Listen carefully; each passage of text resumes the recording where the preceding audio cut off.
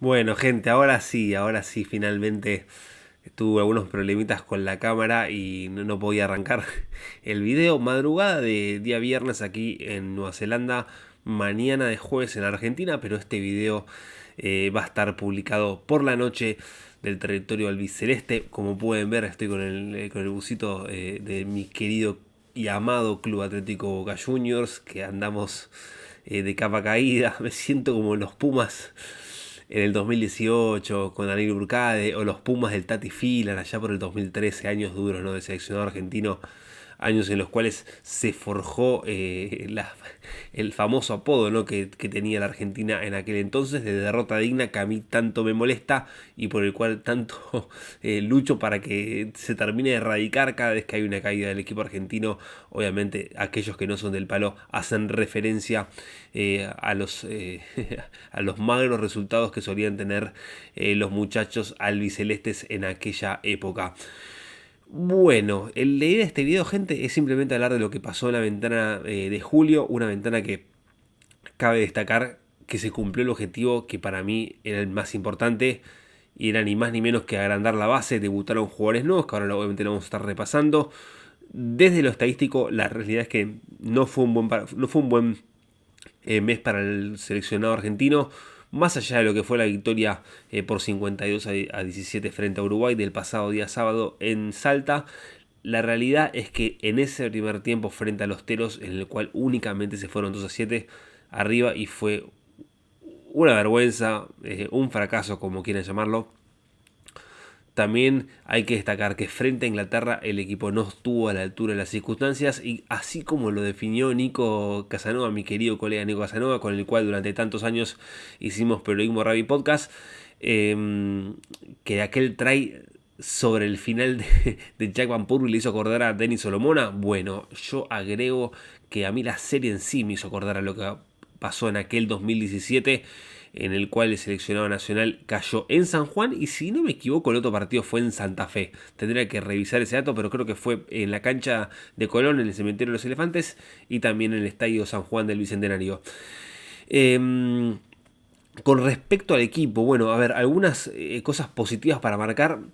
Primero se agrandó la base, debutó Benjamín Grondona, que para mí es un jugador que dentro de la tercera línea no creo que tenga tantos minutos en esta Rugby Championship y la va a entrar en noviembre, pero sí que puede llegar a ser considerado una variante de cara a lo que va a ser el 2026, que vale remarcar que va a ser la última temporada de los Pumas antes del Mundial de Australia, que se va a estar llevando a cabo sobre el final del 2027.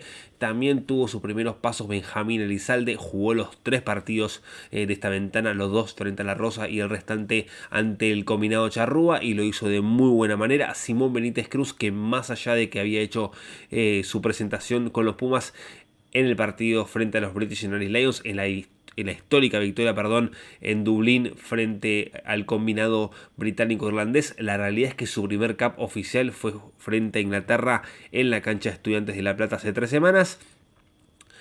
Y después, bueno, otros jugadores que también han hecho su presentación con el conjunto argentino. Obviamente el nivel que mostró Justo Picardo, que para mí no es algo menor. Un Justo Picardo que ya había tenido sus primeros minutos frente a Irlanda en noviembre del año pasado en Dublín justamente. Y la realidad es que, bueno, al no tener a Santiago Chocobares como primera opción de primer centro, la realidad es que Justo Picardo, el jugador formado en el rugby de Buenos Aires y quien, bueno, ha tenido su lanzamiento al estrellato, por decirlo de alguna forma, en Pampas, la realidad es que es una muy buena noticia, teniendo en cuenta que Chocobares hasta este momento no parecía tener un contendiente más allá de Jerónimo de la Fuente, un Jerónimo de la Fuente que parece que después de haber tomado esa decisión el año pasado de no estar con los Pumas en la ventana de julio, perdió terreno en la consideración del staff. Yo no sé, la realidad es que desconozco si pasó algo más en el medio, pero sí ha quedado claro que el capitán del Perpiñán ha quedado un poco relegado en lo que tiene que ver a la puja por ser el 12 suplente de un Chocobares que claramente está por delante de cualquier opción que quieras poner, ya sea Matías Moroni como número 12, Matías Orlando, que se desempeña en Miami Sharks, y bueno, otros nombres que te pueden llegar a aparecer a vos, bueno, Faustino Sánchez Valarolo, etcétera, etcétera. Después, dentro de lo positivo que podemos marcar, la realidad es que el equipo argentino parece haber encontrado un 9 suplente, ya sea en Simón Benítez Cruz o en Agustín Tutín Moyano. Benítez Cruz lo hizo muy bien frente a los British and Irish Lions, y la realidad es que en los partidos frente a Inglaterra y frente a Uruguay, para mí no ha sido lo mejor del jugador de Tarucas. Y Agustín Moyano sí ha levantado la mano, pero más allá de esto, que me parece que no es tan relevante, porque lo dicho, la ventana de julio era más para agrandar la base, para probar jugadores. Creo que es una muy buena noticia que Gonzalo Bertranú, un jugador que en los últimos años ha estado muy por debajo de lo que se espera de él, ya empieza a quedar finalmente relegado, y tengamos como primera opción obviamente a Gonzalo García, que yo creo que va a ser el titular indiscutido con la número 9, y con la 21 ya sea Moyano o sea Simón Benítez Cruz, o por qué no, si hay alguna lesión, ahí sí aparecería Gonzalo Bertanú y Mateo Albanese, este jugador que allá por el 2021 se dio a conocer con los Pumitas, que luego tuvo lesiones y que estuvo jugando en el Super Rugby Américas, tal vez sin ser el más destacado. Que más allá de todo esto, a mí es un jugador que me gusta muchísimo, sobre todo por lo que brindó en el rugby juvenil. La realidad es que tengo ganas de verlo una oportunidad con los Pumas. También está el caso de Liceo Morales, así que bueno, yo creo que no va a haber demasiados inconvenientes. Otra de las buenas noticias es que finalmente debutó Nicolás Roger. Lo hizo frente a Inglaterra en la cancha de Estudiantes. Tuvo pocos minutos, luego sí, en lo que fue el desquite frente a la Rosa, tuvo más actividad, y finalmente ante los teros uruguayos creo que completó los 80 minutos. La realidad es que no fue el mejor partido de Nicolás Roger, pero sí también está bueno para que Tomás Albornoz sepa que hay alguien que le puede llegar a pisar los talones, no a quitarle el puesto, porque la verdad es que Albornoz está muy por delante de cualquier otro número 10 que pueda llegar a tener Argentina, salvo que Felipe Contepomi tome la drástica decisión de llamar nuevamente a Domingo Miotti, un Domingo Miotti que a mí me encanta. Es un jugador que saben que para mí es casi como un fetiche, pero me parece que está lejos de estar considerado por el staff encabezado por Felipe, por Andrés Bordoy, por Corcho Fernández Lobe y compañía. Estoy tratando de pensar algún otro jugador que haya levantado la mano. Bueno, el primero de ellos es Rodrigo Gró, un Rodrigo Gró que para mí fue la gran figura en lo que fue aquella caída categórica en el resultado, no tan así en el trámite del partido, ¿no? Allí en la ciudad de las Diagonales, porque Inglaterra, más allá de ese dominio abrumador en los primeros 10 minutos del complemento, la realidad es que durante todo lo que fueron los primeros 40 minutos corrió de atrás. De hecho, se la pasó defendiendo unos Pumas que no fueron para nada clínicos, y creo que eso terminó incidiendo claramente en el resultado final. Y después de ese vendaval de 3 tries, el partido se planchó, e incluso la Argentina tuvo la posibilidad de meterse en la contienda. Así que bueno, Rodrigo Gró es uno de los jugadores que ha mejorado muchísimo también en comparación a lo que venía demostrando a nivel test match, porque si hablamos de su rendimiento a nivel clubes, me parece que la temporada que tuvo en Harlequins ha sido buena, de los mejores jugadores del conjunto londinense. Pero cuando había hecho esa transición del 7 al rugby de 15, la realidad es que Rodrigo Gró había sido claramente cuestionado. No tanto por mi persona, porque a mí no me preocupaba tanto que Rodrigo Gró no esté a la altura de las circunstancias o a la altura de lo que uno pretende de un win de los Pumas, porque es un jugador que es recontra talentoso, y que al igual que Marcos Moneta, que yo sostengo que Marcos Moneta y Luciano González deben pasar a los Pumas en algún momento, son jugadores que por su categoría se terminan adaptando porque son buenísimos. Después si tenés casos como el de Sabelos en Atlas o Rojos Peckman que no se adaptaron nunca al 15, pero después también tenés el caso de Quaja Smith, que lo hizo de muy buena manera, que en aquellos Blitzbox de Neil Powell era importantísimo, y cuando hizo la transición al rugby de 15 terminó rompiéndola toda, campeón del mundo. Y bueno, no creo que no hace falta tanto hablar del tercera línea sudafricano, pero sí para dejar en claro que tanto Moneta como Luciano González, y en este caso Rodrigo Gró, son jugadores de altísimo nivel, y que en los Pumas pueden tener también rendimientos brillantes. Con respecto a la primera línea, acá me parece que es uno de los puntos más débiles, ¿no?, de los Pumas. Porque con respecto a la primera línea, a ver, Tomás Gallo es cierto que bajó su rendimiento, eso es, creo que es inobjetable, pero no hay ningún número uno que le pueda llegar a comer la espalda a Gallito. A mí es un jugador que me fascina, ya saben que también tengo devoción por Gallo. Desde el Mundial Juvenil del 2019, en aquel histórico try, porque sí, fue histórico, frente a Francia, en Rosario, la realidad es que la ha descosido tanto en Benetton como en los Pumas. De hecho, el equipo argentino ha hecho una muy buena cantidad de tries y tries importantes a equipos como Australia. Teniendo muy buenas performances. A mí es un jugador que como portador de la pelota me parece buenísimo. En defensa cumple y la realidad es que en el scrum no es bueno, pero tampoco es malo. No es como ahora el jugador que voy a mencionar que sufre muchísimo el fijo. La realidad es que Tomás Gallo, en comparación a lo que tenés atrás, creo que está sobrado para jugar como número titular. Después sí vendría Nahuel Tachaparro, que para mí tiene que ser el número 17 en lo que va a ser el Rugby Championship. Recorremos el 17 de agosto, sábado 17, a partir de las 18:40 en la cancha, en el Chateau Carreras o en el Manuel Alberto Kempes de Córdoba. Estarán enfrentando a Nueva Zelanda y yo creo que Gallo debería ser el titular. Y el 17, Nahuel Tachaparro. O si no, lamentablemente, porque saben que es un jugador que a mí me gusta muchísimo, pero viene realmente muy mal, es Maiko Vivas. Un Maiko Vivas que directamente lo padece el scrum. Un jugador que para mí en defensa es excelente, de los mejores tacleadores que tienen los Pumas junto a Santiago Merano en su momento. Pero un pilar, y ya de la edad de Maiko Vivas, ya no es un nene como en el 2019, que te lo entiendo, ¿viste? Bueno, Maiko, el jugador rafaelino, te aportaba muchísimo en defensa y se le puede perdonar el scrum. La realidad es que después de tantas temporadas en Inglaterra, Vivas debería demostrar cierta mejoría en el fijo y no lo hace. Así que yo creo que Maiko Vivas no debería tener ni siquiera la posibilidad de jugar con los Pumas en el Rugby Championship. Eh, Después, en cuanto al pilar derecho, lo mismo, problemas con el pilar derecho. Pedro Delgado. A ver, Pedro Delgado es un jugador bastante limitado en cuanto al suelto, pero es cierto que en el fijo en dos marcó enormes diferencias en el Super Rugby Américas. Y cuando estuvo con los Pumas el año pasado a mí no me disgustó. Tengo eso como, perdón, tengo eso como esto. Queda mal en el video. Y bueno, Pedro Delgado me parece que es un jugador que para estar como alternativa está bien, lo mismo que Francisco Coria Marchetti, pero me parece que aún con sus limitaciones, Eduardo Bello, cuando esté en condiciones de jugar, tiene que estar, ¿no? Como alternativa a Joel Esclavi, teniendo en cuenta que todavía no ha debutado Tomás Rapetti y al momento de subir este video, gente, todavía no sale en la lista de los Pumas. Así que no sé, no puedo predecir el futuro. Ojalá que ya esté Tomás Rapetti para esta Rugby Championship, porque yo creo que con lo que vos tenés en cancha y teniendo en cuenta que a Medrano no lo van a convocar, a mí es un jugador que, más allá de tenerlo muy mal fijo, me gusta. La realidad es que Medrano, al igual que Ibas, son muy buenos defensores, no son buenos en el fijo, pero está bien que estén en el plantel. Yo creo que Tomás Rapetti tiene que estar sí o sí en la nómina de convocados.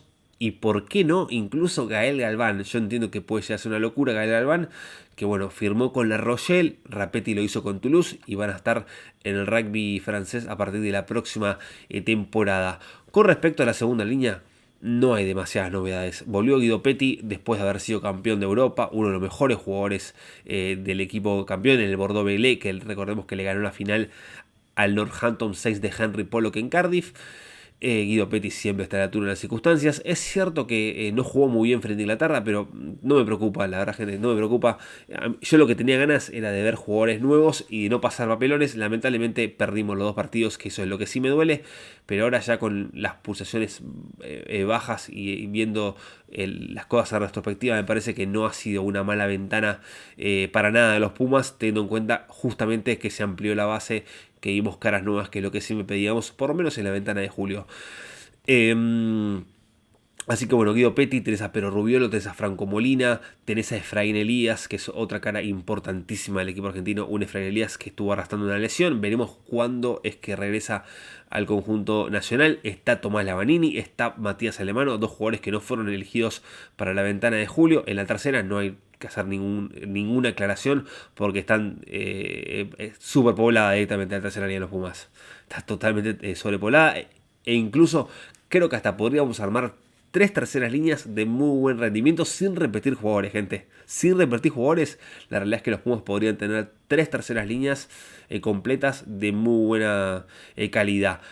Lo dicho, el nuevo Iglesia está, la pareja de centros Chocobares y el número 13 creo que es donde más surgieron dudas, teniendo en cuenta que Lucio Cinti, más allá de haber tenido un buen partido frente a Uruguay, la realidad es que Lucio Cinti en los Pumas no ha tenido grandes actuaciones. Yo no recuerdo ni un solo partido en el cual diga, che, hoy Lucio Cinti fue el mejor jugador de Argentina, indiscutidamente. No creo que haya sido manos de match ni una sola vez el jugador platense.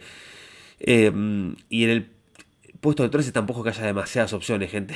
Lamentablemente no hay demasiadas opciones para suplirlo a Cinti. Está Moroni, que para mí, entre Cinti y Moroni, dámelo todavía al jugador formado en Cuba. Pero me parece que al staff le gusta más el Lucho. Y los tres del fondo, está clarísimo que Mateo Carreras va a ser el número 11. La 14, posiblemente para Rodrigo Gro. También está Bautista Delgui, que vino en franco ascenso en los últimos meses. Y con la 15, gente, no hay ninguna duda que va a estar Juan Cruz Malía. Juan Cruz Malía, el mejor jugador argentino del mundo. Y por escándalo tal vez, por escándalo. A mí me ha gustado muchísimo en los Pumas el 2024 de Albornoz y de Oviedo, pero entiendo que Juan Cruz Malía es el mejor jugador argentino al día de hoy.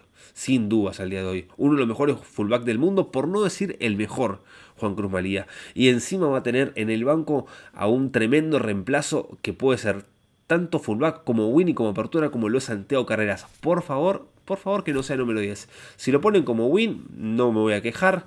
Y si lo ponen como fullback, espectacular, porque puedes pasar a Juan Cruz Malía, que es mi sueño húmedo, como número 13. No lo dije como reemplazo de Cinti, porque no creo que lo pongan, pero sería Chocobares y Malía en la pareja de centros y Santiago Carreras de número 15. Imagínense, gente, lo que puede llegar a hacer eso. No nos ganan ni los All Blacks del 2013, en aquel equipo que terminó invicto en aquella inolvidable campaña con Steve Hansen a la cabeza. Y después, bueno, gente, habrá que ver si hay más debutantes, ¿no? También en su presentación Santiago Pernás lo hizo de muy mala manera frente a Uruguay. No creo que sea debut y despedida. Yo no soy los que ven el rugby ni el deporte ni la vida de esa manera. Yo creo que tienen que tener más posibilidades y si ves que no rinde, ahí sí limpiarlo. Pero bueno, esperemos que Pernás esté por lo menos entre los convocados y que tenga minutos, ¿no? En algún partido frente a Australia, tal vez en Townsville, tal vez en Sydney. Y después, gente, no mucho más. Faustino Sánchez Valoró, imagino que va a estar en la nómina de convocados. Hará que ver si vuelve Jerónimo de la Fuente, ¿no? Jerónimo de la Fuente, que a mí es un jugador que me encanta. Y eso es todo, ¿no? Recordemos los 6 partidos. Los 2 primeros serán el 17 y el 24 de agosto. Ambos día sábado 18:40, el primero de ellos en el estadio Mario Alberto Kempes. Luego se estará jugando en la cancha de Vélez Sarsfield. Posteriormente, esto va a ser el 16 y el 23. Mala mía, gente, porque yo estoy con los horarios de Nueva Zelanda. El sábado 16 y el sábado 23. Después ya el sábado 6 de septiembre y el 13 en Australia frente a los Wallabies. El primero de ellos en Townsville y el segundo en Sydney. Y por último, los días 27 y 27 de septiembre y el sábado 4 de octubre frente a los Springboks, frente a la Sudáfrica bicampeona del mundo. El primero de ellos será en el Kings Park de Durban, estadio en el cual la Argentina se impuso frente al conjunto de verde y oro por primera y única vez en su historia como visitante, allá en el 2015 con los Pumas de 65 en la tribuna, y una actuación fantástica de Juan Imhoff, autor de un hat-trick, del Chelo Bosch, de Juan Martín Hernández y de muchísimos más. Y por último, lo dicho, el 4 de octubre no será en la Argentina, después ya un tema que es la realidad que bastante polémico, como fue haber vendido la localía a Twickenham, así que los Pumas serán locales en Inglaterra, ni más ni menos, gente, con todo lo que ello conlleva. Y después en noviembre los 3 partidos, que en el cual imagino que también veremos más debutantes, frente a Gales, frente a Escocia y frente a Inglaterra, gente, partidazos. La verdad que bueno, los Pumas irán de menor a mayor, porque el primero de ellos será en el Millennium o en el Principality de Cardiff, luego jugarán en Merrifield en Edimburgo y culminarán su 2025 en Twickenham. Esperemos que esta vez con una victoria como en el 2022. Así que bueno, gente, si les gustó este contenido, dejen su pulgar arriba, dejen su comentario, activen la campanita de notificaciones y suscríbanse si es que no lo están, así mejoran el algoritmo y sigo creando esta clase de contenido. Ya estamos en víspera de lo que va a ser el Rugby Championship. También este día sábado se va a jugar el segundo test entre Wallabies y British and Irish Lions, así que tenemos demasiado rugby en el camino. Pero lo que siempre tenemos ganas es de ver a los Pumas. Más allá de la calentura que suelo tener después de los partidos, porque saben que soy visceral, saben que soy una persona que no se guarda nada. A veces sí me puedo pasar un poco de lengua, pero es lo lógico teniendo en cuenta que vivo los partidos de una manera muy pasional. Pero siempre tengo ganas de ver tanto el club que amo, porque tengo el buzo puesto, siempre tengo ganas de ver a Boca y siempre tengo ganas de ver a los Pumas, que son mis 2 grandes amores deportivos. Así que bueno, gente, hasta la próxima.